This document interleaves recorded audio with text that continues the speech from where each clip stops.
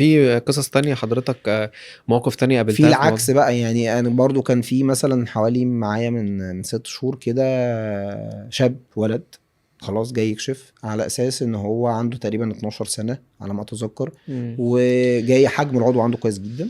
مشكلته ان هو عمل عمليات قبل كده، عمل عملية في الخصيتين وعمل عمليتين في مجرى البول، ومازال الطفل عنده تسريب في مجرى البول، بيجيب من فتحات كتير قوي، ولدرجه ان في فتحه منهم ناحيه اسفل العضو ما بين الايه فتحه الشرج والكيس بتاع الصف. فهو مشكلته دي، هو جاي على اساس ان خلاص عامل عمليه بس لم يتم التوفيق فيها وما نجحتش، ومحتاج ان حد يعمل له عمليه تانية بتاعه مجرى البول. احنا لا بدأنا معاه من الاول. ليه بقى؟ لان انك تشك ان يبقى درجه شديده لدرجه ان الفتحه تحت ناحيه فتحه الشرج، دي حاجة وكمان مش منتشرة. مش ده المنتشر. وحتى لو موجوده لازم ترجع تعيد تقييم الهرمونات والجينات وكل حاجه، لازم تتاكد شو انت تشتغل على اساس صح. يعني ما ينفعش انا اعمل عمليات كبيره زي دي وانا مش متيقن 100% طبيعه الهرمونات والجينات عنده ايه، ولد او بنت او لا. وكذلك كمان ان مصاحب لين الخصتين برضو اللي اتعمل فيهم العمليه احنا ما شفناهوش طبعا قبل العمليات، ولكن بعد العمليه ان الخصتين مش موجودين. ده بعد العملية. بعد العمليه. طب وانت عملت العمليه عشان تكتشف الخصتين موجودين ولا لا، ولا هم كانوا موجودين وحصل فيهم ضمور، ولا هم ما كانوش موجودين بس حاولنا ان احنا فالكلام مبهم شويه. فالواقع ان انت خلاص هتبقى مركز في العضو ومجرى البول وتعمل عمليه مجرى البول مهما كانت الصعوبه بقى، لان هي ممكن تحتاج اكتر من مرحله لان دي كانت درجه شديده. انما احنا لا اتكلمنا في نقطه تانية، ان احنا معلش احنا نستاذنكم، هل التحاليل والفحوصات دي اتعملت قبل كده؟ لا. طب ليه؟ لان امر واقع، هم خلاص ده ولد. طبعا الطفل ده ريزد از ميل، يعني خلاص هو اتربى على انه ولد، هم مش جايين عندهم شك في القصه دي. فطلبنا منهم بس كده بهدوء ان احنا هنعمل مبدئيا تحليل هرمونات. فجت الهرمونات التحليل مش مظبوط قوي، تمام، بغض النظر عن الاختلافات اللي فيه. فبدانا نطلب تحليل كمان الجينات. احنا بنبهد برضو الموضوع، خد بالك يعني عشان انت بتتعامل مع الاسره كنفسيه، مش بس طبعا ان انا 1 زائد 1 يساوي 2، لا واحده واحده كده. هما طبعا كانوا يعني مستغربين شويه، وخلاص بيقولوا خلاص خلينا نخلص اللي الدكتور عايزه عشان نعمل لنا العمليه. بس هم برضو هو احنا ليه بنطلب الحاجات دي والحاجات دي والمعمل يقول لهم ده التحليل ده مثلا بياخد شهر وشويه على ما يطلع، يعني قصه كبيره كده ومكلفه شويه. فلما جت بقى تحليل الجينات، يعني اكتشفنا ان هذا الولد حجم العضو عنده كويس جدا، ما عندوش اي مشكله خالص، ان هو بنت اصلا. يعني الجينات بتاعته بنت. بنتكلم على الجينات، الجينات بنت، وده متماشي مع تحليل الهرمونات اللي احنا عملناه. فطبعا دي كانت صاعقه شويه انت بالنسبه بتبدا تواجه للأهل. اساسا الاب والام في الموقف ده ازاي يعني؟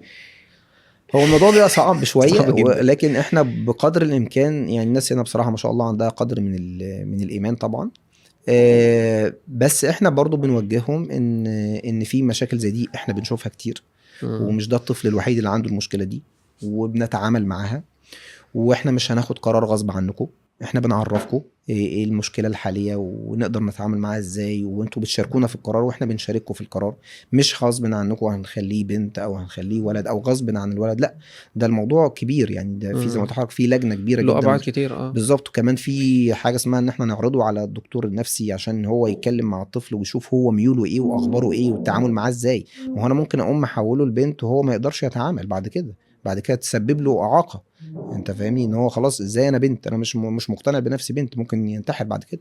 كذلك برضو ان لو كمل ولد وهو وظيفيا مش كويس ممكن تسبب له. فالموضوع بيبقى محتاج كمان يعني يعني تيم وورك، ان اكتر من تخصص بيتدخل في المنطقه دي.